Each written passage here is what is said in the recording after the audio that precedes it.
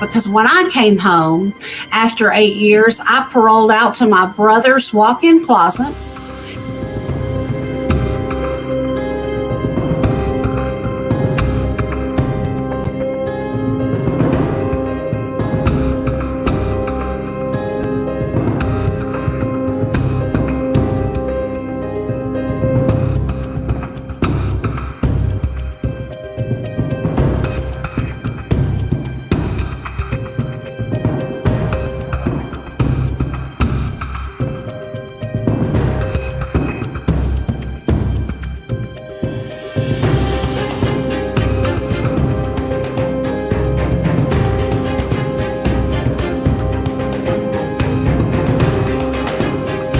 I still got 3 years of parole left.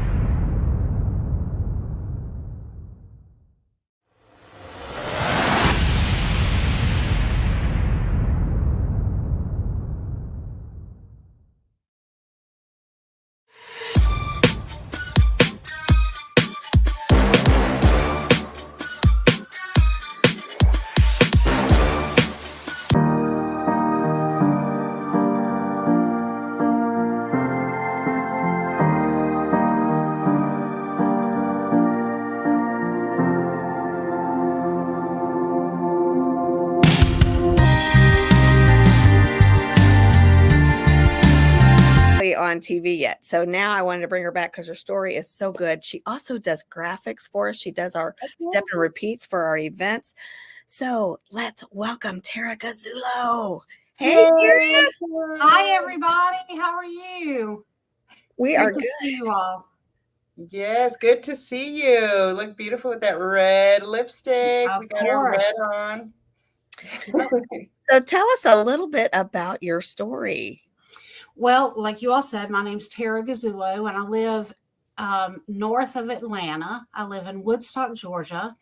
And the reason I ended up here was I served 8 years in prison and lost everything while I was in prison, but yet gained everything. It's kind of a dichotomy, I guess. I lost everything, but yet I found myself. I found who I was and whose I was and my passion and my purpose while I was incarcerated. So moved to the Atlanta area because there were some reentry people here that I wanted to be around. And through them, I met the man of my dreams. And now he and I are married, and we're both, I like to say, used to be ex-offenders, whatever the justice involved, whatever the theme of the day is, name of the day. But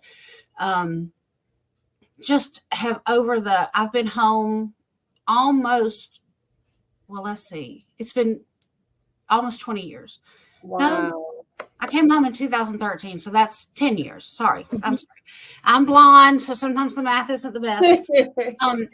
But been home 10 years, and for the last 6 years, I have been working specifically in reentry with people who are justice involved, who are still behind the walls, trying to get out of prison. So helping them with reentry skills and that sort of thing.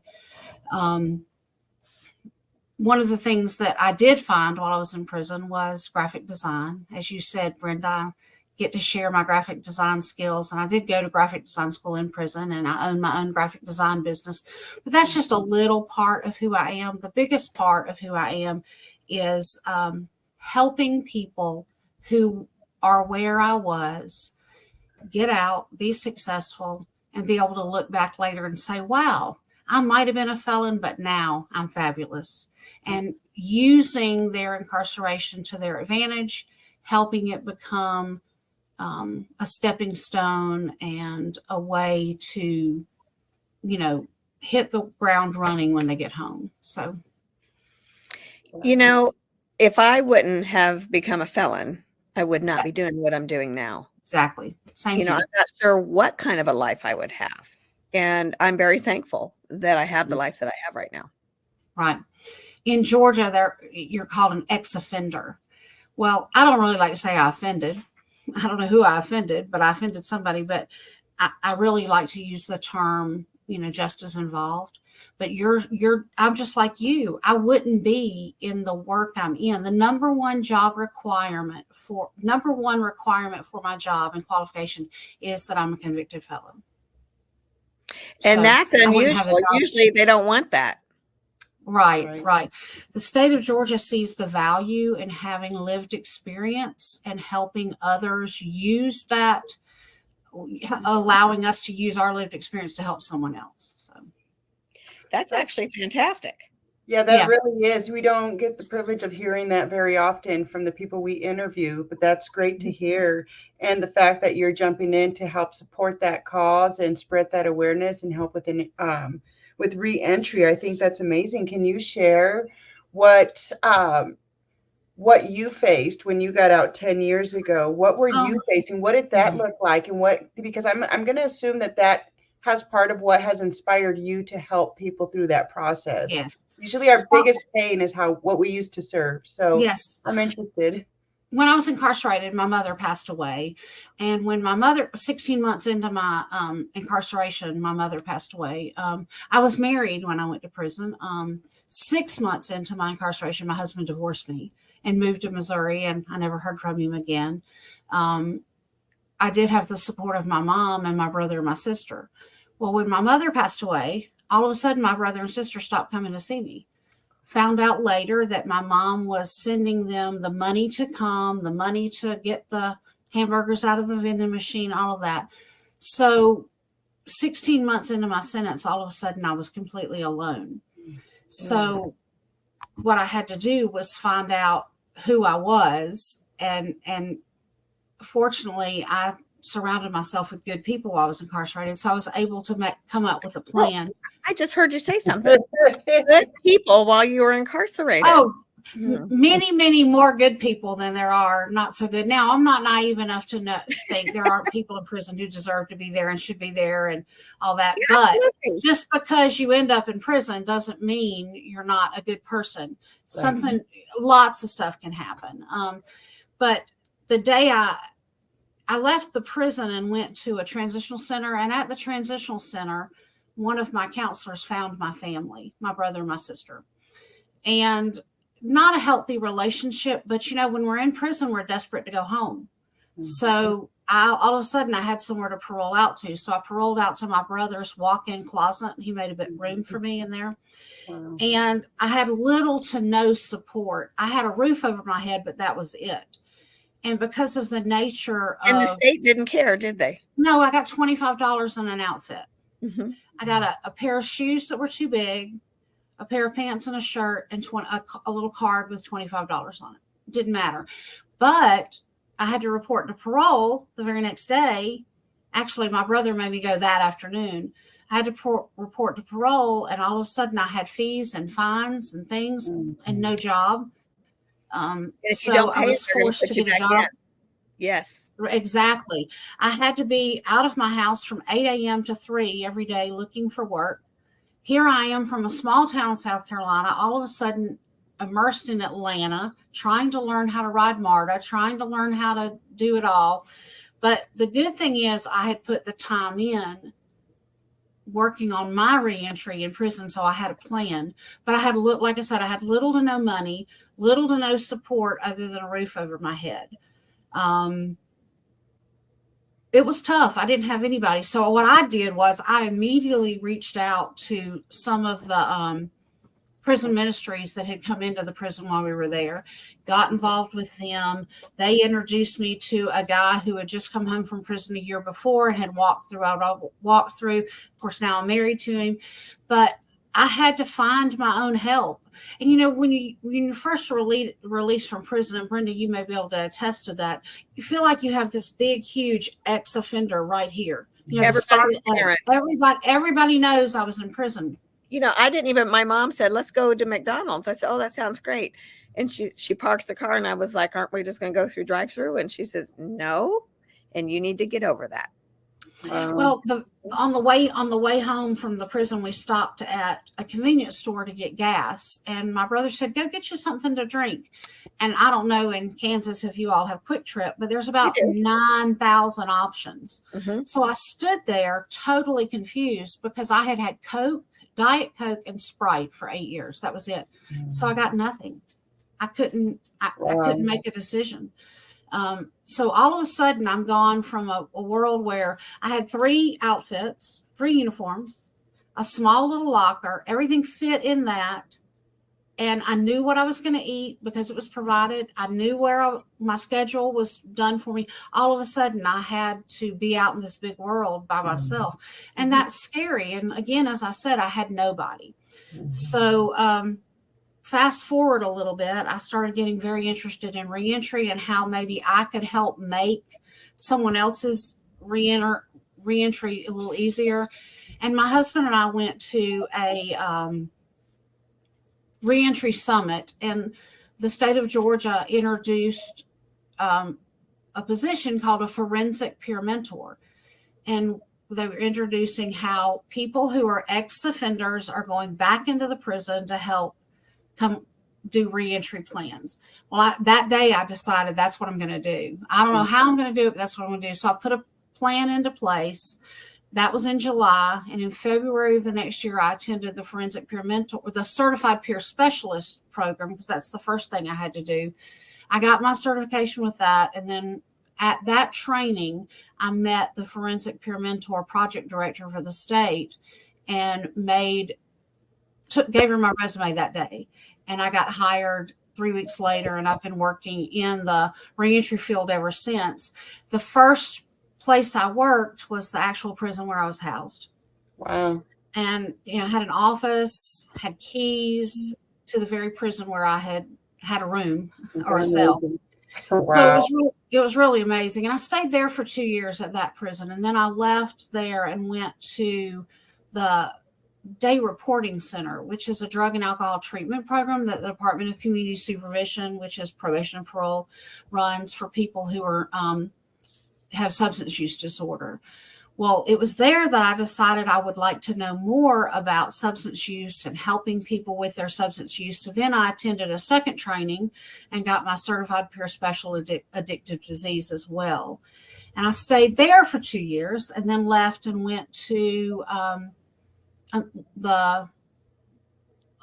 in Georgia, our prisons are classified by levels, and a 5 is the highest level. And I went to a level 5 men's institution and worked there, working with the men, helping them develop their reentry plan. But I've gotten a phenomenal new opportunity, and I work for an organization called Motherhood Beyond Bars.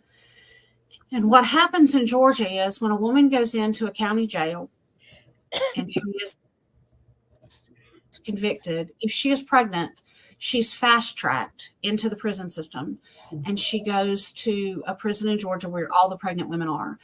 Well, that she gets 36 hours approximately with her newborn baby, and then she is sent back to a prison, and the baby is just whatever. So what we do is we help identify a caregiver. We work with the caregivers. We work with the incarcerated mother. We have 2 things that we promise. 1, we're going to keep their little heinies covered, and we're going to send diapers every month. And 2, we're going to keep money on the mother's phone account in the prison so that they can still be a part of their child's life. And then we also work very closely with the caregivers. When I went to prison, I lost my daughter. Now, she was 6, but I lost a relationship with her. And being able to help these infants start out life a little bit easier and help the moms be able to keep the babies. It's just, it's just amazing. Huge. That is huge. Thank you so much for serving in that way, because we've interviewed a lot of people, and we haven't touched on this subject yet. Yeah, it's an awful subject. Because if they don't have anybody, DFACS shows up at the hospital and picks up the baby. But on my caseload, I have dads who are the caregiver. I have grandparents. I have friends of the family, people who've just stepped up and decided that they're going to help these moms by providing a safe environment for their child. We also are starting in some of our county jails, trying to do a diversion program so that when a woman is identified that she's pregnant, we will go with to the district attorney, the judges, and say, is there not a better thing? Let's find them a rehab. Because let's face it, a lot of women who go to prison have a substance use disorder or have a self-esteem issue, don't know who they are, that sort of thing. So that's a brand new program that we're starting. Amazing. That's great. That's beautiful. Oop, I guess I was still muted. It really is beautiful because people don't think like that. And in fact, we just did a show not too long ago, and somebody made on the comments, let them stay where they're supposed to be. Don't be trying to get them out. Why are you trying to help them? And I just got to thinking, people just really don't know. Anybody can be incarcerated for any given choice that they've made, and sometimes just being around the wrong crowd. Right. The statistic is that did y'all lose me? Service is a little spotty. I don't know if it's mine or yours or somebody's, but there we go. What I was going to say was statistics say that 98% of people incarcerated are coming home. In Georgia, there are 65,000 people incarcerated. That's a lot of people headed back to the streets. Right. We don't do something to help these people. When I'm not talking about the people behind the walls. I'm talking about these people out here. If we don't do something to change the mindset, just because someone spends 8 years in prison does not mean they're not valuable and worthy and can't offer quite a bit to society. Right. One of the things I learned when I first came home was how to use my incarceration to my advantage, and words to put on my resume, like good time management skills. Because when you're in prison, you have to follow the time, follows orders, or however, all sorts of stuff. But being able to offer the ability to use your incarceration to your advantage is something I really enjoy being able to do. And most people either don't or they do. There really isn't in between. People come out and want to forget about it. They don't want to talk about it. They don't want anybody to know about it, or either they are just doing it, and to me, it's a part of your past, so you can't change it. It's a part of who you are, so you can't change it. You can either embrace it and do something fabulous with it, or you can choose to stay there. And if you're not moving on from it, you're choosing to stay there. So it's just a choice. It is a choice to either become fabulous or to stay with the felon mindset. Exactly. And there's a song I like that said something about, you took me out of Egypt, now take Egypt out of me. We have to learn to get that felon mentality out of it. That's why I like to say sometimes I'm not an ex-offender. I used to be in prison. I'm not anymore. My number 629162, which I'll remember for the rest of my life, is a part of me. That was my GDC number. That was my number that I answered to. But learning that my identity is not in what I do, it's who I am. And my identity was not a prisoner. My identity was not a felon. My identity was not someone who the state of Georgia said committed a crime. My identity is that I'm Tara Gazzuolo. That's who I am.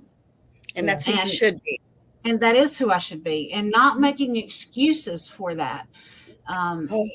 I came out making excuses, and up until I'm going to say a year and a half ago, I still made excuses, and I was still trying to change and not make the excuses. But I just had something happen to me 2 months ago, and it got brought up, and I said, oh, you know what? I'm so sorry that you didn't know. I make it very clear. I do TV shows about it. It's on all my social media.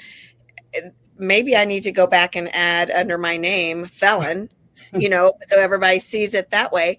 But I said, but I'm not going to make excuses for it. So I'm going to tell you right now, there's a lot on the internet that's true. There's a lot on the internet that's not true, but I'm not going to distinguish the two. And I think we have to come to the mindset that it doesn't matter what someone else thinks about us. That's right. We have to, I have to be able to look in the mirror. On my mirror, I think I told you this last time, I have 3 words. I have the words capable, competent, and complete. Mm-hmm. And I look at those every day when I'm brushing my hair, brushing my teeth, washing my face. And I have to remember that I'm capable, I am competent, and I am complete just in myself. Brenda Ringwood does not complete me. The fact that I was a felon does not complete me. That's the fact right. that I'm fabulous now does. But the truth is, I have to be confident in who I am, not worried what everybody else, because everybody's going to have their opinion. And I was one of those people that thought if you were accused of a crime, you might not be guilty. But if you went all the way through the justice system and you got to prison, that's where you deserve to be. Well, I found out different. I found out much different. I mean, there were some of the most precious people who are still in my life today that I met in prison. And that's the other thing. I understand it, but I don't to a certain extent. When you come out, you can't associate with anybody that's been to prison unless it's a family member and you have prior permission.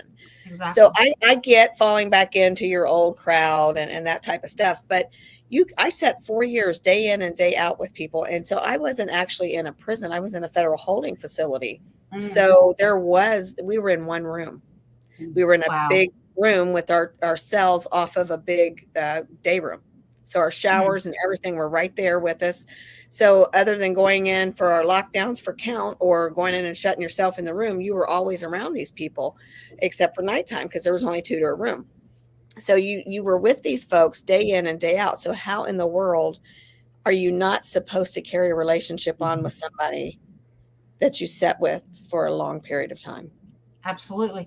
Particularly we as women, we want to, we travel in packs, we go to the bathroom together, we do all that stuff together, and we can't just cut our feelings off that fast. And being able to, and like I said, I met some very, very good people and surrounded myself with them while I was incarcerated. And it is tough. When my husband and I were dating, he was on probation still, and so was I. His probation officer came to him and said, "You cannot see her." Well, he'd already asked me to marry him. So, I distinctly remember her coming to the house one day and I was there and I just had to stay away so she couldn't see me. But changing the mindset of the people who have never been is always going to be something we're trying to do. Oh, it is. And I actually have a friend who could not live with her husband when she got out because he was a felon. Wow. She had to live somewhere else. And even with when I got out, and this was very interesting. So my parents been married 50 plus years, right? I had been married at the time I got out 30 years, 31 years. I couldn't go to their house and live because there was guns. Now they would have removed them from the house for me to live there, which is what they ended up having to do. So they let me stay at my son's house. Now, I don't have a problem with that. But my son at the time, late 20s or 30s, had a roommate. They never even asked me the roommate's name. He could have been a felon. Never did a home check. And they put me an hour away from any of my family without transportation. Exactly. How are you supposed to? They don't care if you succeed. No. Right. And it was 2 months before they would come and do a house inspection. Now, what would have been better for me is just let me go on to my parents' house and my husband, who was at their house at the time, because he didn't know I was going to go. We had a house fire, so we didn't have anywhere. And if I was going to end up in Texas, he was just going to go down to Texas and live so he could see me every weekend. He's a handyman. He could get a job doing whatever. I mean, who does that, right? My husband does that.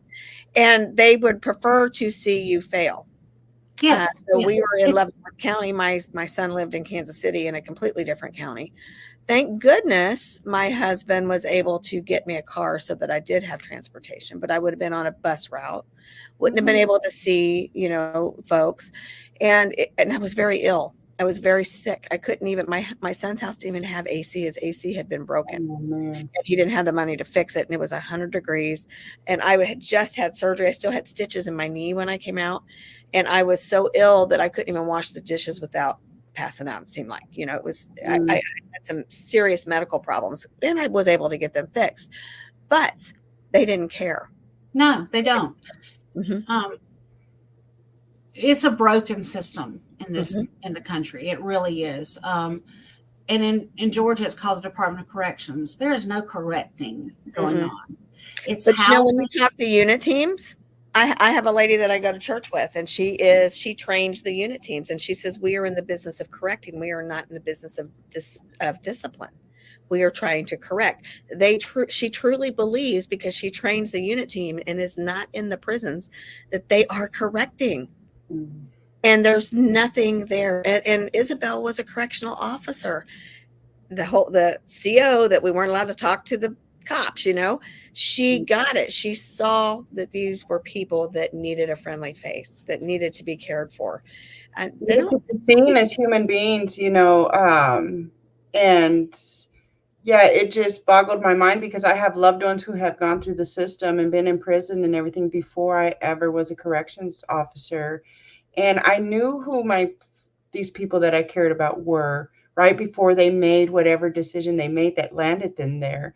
I knew who they were. And to go work behind the bars on the other side and see how we were the culture, right, that we as corrections officers were in, and the pressures that were put on us to follow in suit, to see the people behind the bars as less than. Well, they chose to be here. They deserve to be here.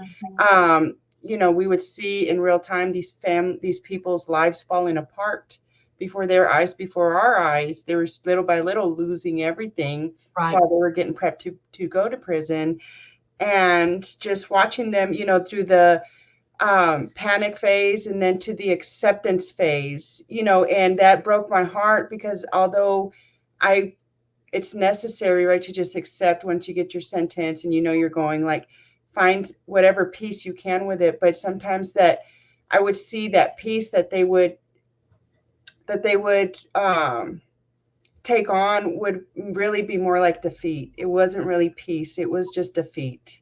Yeah. And I always wondered how they were going to be on the other side. I'd see their sentence and I'm like, obviously send prayers and stuff, and I would get bullied for being that corrections officer who cared. Right. And you shouldn't have been. The other thing that I saw was the way that my family got treated. Right. They got treated like they were, just a piece of dirt because they were coming to see somebody in prison. And that was uncalled for. It was absolutely uncalled for. Yeah. The United States still thinks lock them away, throw away the key. They do. Put them away, throw away the key. But to hear you from a correctional officer's perspective, so much of the time, those of us who are the incarcerated individuals, we don't see anyone who cares, except maybe some of the volunteers who come in to do things. In my particular instance, like I said at the beginning, I took a graphic design course. And in the walls of that room, I was treated as a human being. My graphic design teacher, Mr. Whipple, treated me. I was no longer Dorfman, which at the time was my name. I was Mrs. Dorfman.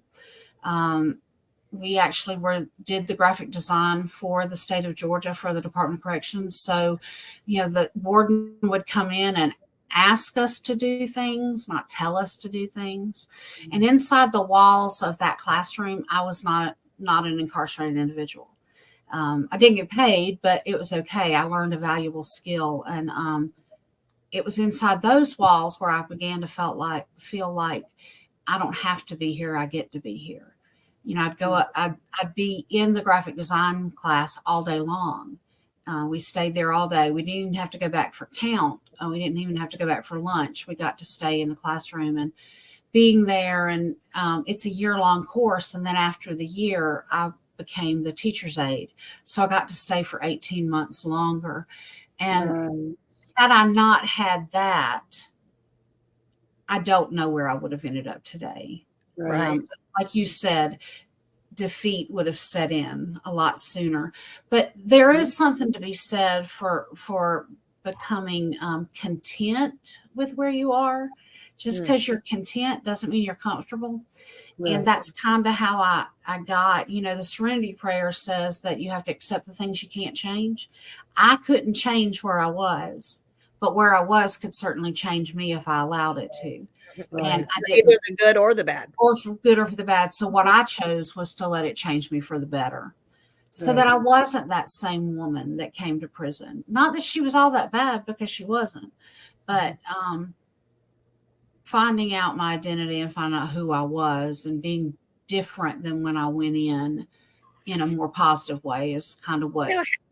Absolutely. And had I not went in, Tara, I would have, I was, I don't even know the words I want to say. I wasn't self-conscious, but I was very confident. Mm-hmm. But I had a little bit of self-conscious, doubt, even before. I didn't think I was quite good enough. But on the outside, people wouldn't have known that. Right. So when I came out, I felt so defeated. So when you said that word defeated, I really felt like a deflated balloon that didn't have any value. And it took me a minute to realize that I did. And it took my family telling me that I did. And it was unfortunate that it took me going to prison to realize that I already had everything I needed. Exactly. Mm-hmm. Yeah. Well, it sounded to me, Tara, that you were given an opportunity, which is beautiful that you took it, but beyond taking an opportunity with that class, you were intentional with being in gratitude, right? I don't have to be here. I get to be here. So Exactly. that's just, again, like we talk about a lot at Becoming the Better You. It's a change of the mindset. You can't change that you're there, but you can be in control of your attitude while you're there, right? That's going to make a big difference, not only for you, but for the people you're around, whether it be the other inmates or the correctional officers that are in there, spewing negative energy at times, but to just think that the inmate could be the one that's being the light, that's being the peace, and showing others what that looks like. That has to be inspiring. And it opened the doors for you to be there 18 months longer, to spend, because people get opportunities all the time, incarcerated and outside of prison, right? But we don't all take them up, or if we take them up, we don't utilize them properly as the blessings, the true blessings that they really are. Exactly. Mm-hmm. And because the state of Georgia recognizes that you have to have been a felon or an ex-offender to have the job that you're in, you also understand, and I give them credit for that, you also understand the folks that are coming out, how they feel, where they need to be placed, how you can help them. And that's a big deal. And I know the pay is not very rewarding, but I'm sure it is. Yeah. It was not. When I worked for Georgia, I used to work for Georgia Mental Health Consumer Network as the forensic peer mentor, and we were contractors. We wouldn't go back into the prisons. But I will say, at Motherhood Beyond Bars, it is a nonprofit, and it's to be a convicted felon and make what most convicted felons would struggle to have the salary that I have, because of the mindset. Well, all you can do is flip hamburgers, or well, all you can do is do this or that or the other. But I'm actually, 3 weeks ago I was at the Capitol, standing on the Capitol steps. I mean, it's just mind blowing to me that because I was incarcerated, I get to do what I get to do today. Right. It is. It's mind blowing. And you have made the necessary changes and took the steps to do what you're doing. Right. And for not to stay put. Right. And it's people like you and I that are going to change the stigma, because there is the stigma and the mindset that once they've been in prison, they can't, there's nothing else they can do. I mean, I'm eligible. It's so funny because I'm eligible for my pardon. In Georgia, there's no expungement. There's no sealing your records in Georgia, but you can get a pardon. But it doesn't. I don't care if I get it. I mean, I guess I should do it to show what can be done. but it's not that important to me. You should do it for two reasons. First off, because of the work that you're doing now, you have earned it. And second off, it is your right to apply for it. It is. It is. Mm-hmm. Now, I will say in Georgia, as soon as you have completed the requirements of your sentence, you can say you finish it on Friday, you can vote on Saturday. So my voting rights have been restored. It's just the ability to carry a gun and have it taken off, so when someone were to do a background check, it would come up pardoned instead of. So, and you're right, I should do it just to offer that beacon of hope to somebody else of what can be done. That's right. Now I'm federal, so I can't. The only way I can I have all of my rights back right now, with the exception of gun rights, and the only way I can do that is with presidential pardon. Yeah, yeah. Well, so we won't take go there. That in front of you. Yes, exactly. Because I'm state, I'm not federal. So, state in Georgia, the Department of Probation, the parole board is an entity unto themselves. They don't answer to anyone, so they're the ones that grant the pardon. And I have a lot of evidence to show why I should get it. So that's my next thing. So a year from now, I'll come back on and hold up my pardon. Yes, we can't wait. Yeah. Show it off. Show it off. We would love Omar Howard. I'm sorry? You know Omar Howard? I do know Omar very well. Matter of fact, I did his book cover, and yes. Yep. Omar's and he's the one that is really encouraging me. Omar's a dear, dear friend of mine. Really good guy. He got his pardon.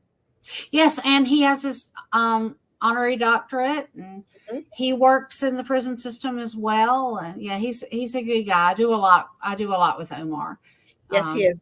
We've interviewed him as well. I can't remember how I met him. I don't know if it was through you or somebody else, but well, I'll tell you, the whole way that I met how all this happened was I did a book cover for a group of men, and one of them was Terrence. He was part of that book, The Men of Vision, and that's how I met Omar. Yes. And so I connected through that. So it's so funny how God weaves our paths into other people's. But Omar's a great guy. He's a good guy. He absolutely is. I can't wait to meet him in person one day. Yes. So we are going to come on down to Atlanta. Oh, well, we were there, but I didn't know you guys then. Both Izzy and I were there about almost 2 years ago. Right. But we will have to get together. We need to bring up Becoming the Better You down we're here. talking about it. We're also going to do it from Felon to Fabulous conference. Wow. Oh, that's great. That's great.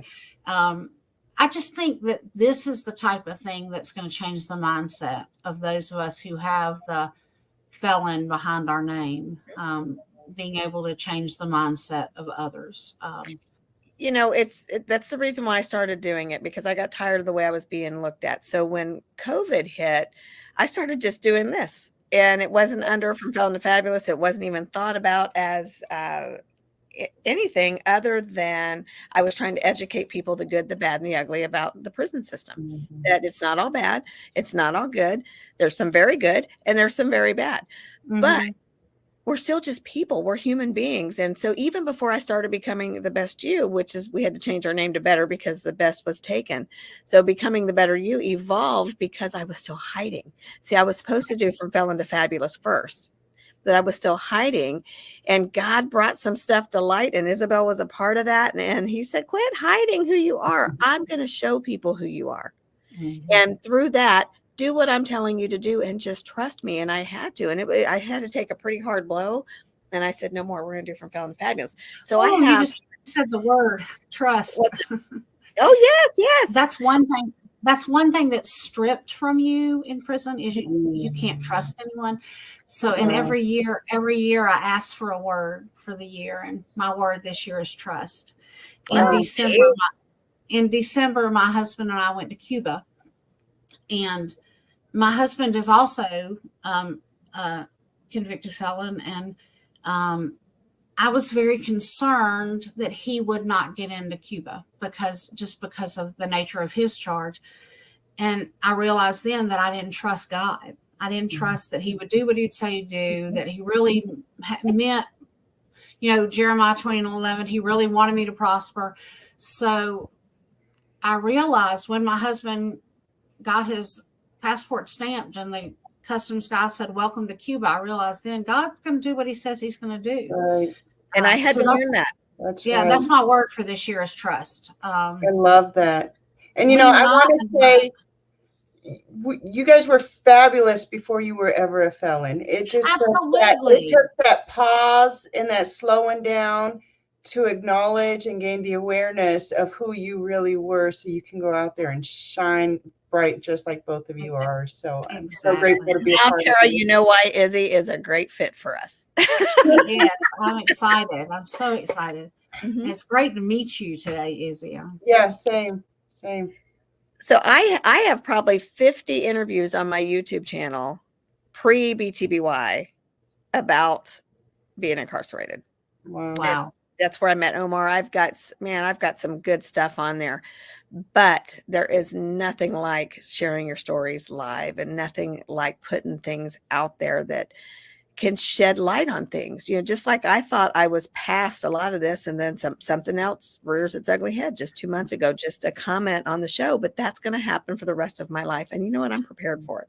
But you know, there's a thing called post-incarceration syndrome. Mhm. And There sure is. we hear about post-traumatic syndrome, but post-incarceration syndrome is real. If you've ever had that door slam behind you and you can't open it back up on your own, I mean, I can't even explain. The very first time I walked back into a prison after having been out, all of that came back. That Sally Port door closing, not being able to get trapped between the two. I mean, there's a lot that no one who, unless they've been there, understands. Izzy, even you being a correction officer, you understand, but you didn't live it, you know? But I got to go home. Yeah, At the end of the day, yeah. exactly. For sure. It's just, but recognizing And the lockdowns that you go through. oh my word, yes. Lockdowns, you know, where you basically lose your freedom inside a prison. Right. And now there's so much, the drugs are just rampant in prisons now. And it's so sad that we can't even protect the people who we choose. The state puts you somewhere. And, you know, I was under the mindset that everything was provided for someone in prison, but that's not true. No, it's not. If you don't get money on your books, and you don't get shampoo No. at all. So You just get food. yes, I did learn, like I think you asked me last time, you have to have a hustle when you're in prison, and I ironed people's clothes. But yeah, you have to learn to be resilient. I like to say I have the bounce back ability. You have to learn to be resilient. You have to be able to learn that today is today, but it doesn't mean it's going to be this way tomorrow. Very good. Yeah. And you know, since the last time we did a show, you have come even farther. Yes, it is. You have come even farther. Your mindset has shifted into I'm a winner. Yeah, absolutely. Yes. Yeah. Well, thank you for that. Because if I don't believe it, then no one else is going to. No. That's right. You're right. I have to believe it before anybody else can. Yeah. I know people see things in us. And you that know we what? They see. don't have to believe it. No, you are the they one that don't. needs to. Exactly. Right. Exactly. Well, Tara, thank you. We're about out of time, but thank you so much for your time. Thank you for your honesty. Thank you for the work that you're doing. And, you know, those women that you're working with, man, they should consider themselves blessed, because not only have you been there, I don't know about the mother part, but you've been where they were. So you understand the mindset, and that somebody's willing to help is just, it's just beautiful. Well, thank you. Thank you. I love it. I love the work that I'm able to do. Well, Tara, I want to say, make sure you stay capable, competent, and complete, because we love you just as you are. Thank you. Thank you so much. And we'd love to see you at our event in September, our compliments. And where is that going to be? It's going to be in Kansas City, September 14th, the weekend of September 14th. So I'll get have to come see the arch. This is going to be in Kansas City. Oh, not St. Louis. St. Louis with our Kansas City. Right. All the barbecue in Kansas City. All the barbecue in Kansas City. Maybe I'll have to start making some plans. I'll get it on your calendar. All right. All right. Thanks, ladies. Stay tuned for more encouraging stories of hope, of possibility, and people who are fabulous. Thank you, ladies. Bye. Bye.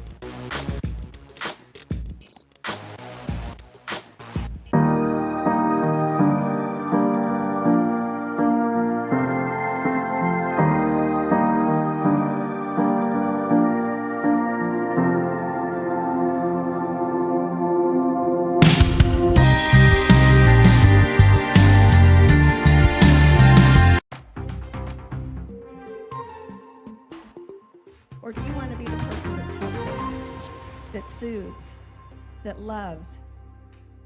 Because you can still stand tall and be as big as you want to be when you are this person.